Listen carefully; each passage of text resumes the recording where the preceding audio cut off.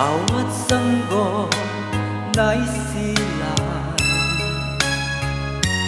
may sariling kapalaran.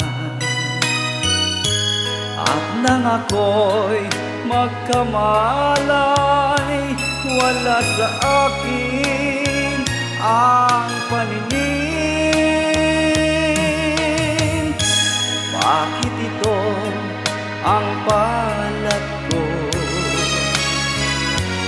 Luha ang siyang nakakamit. Nagtatanong sa may kapal kung ba't ako nagkaganito.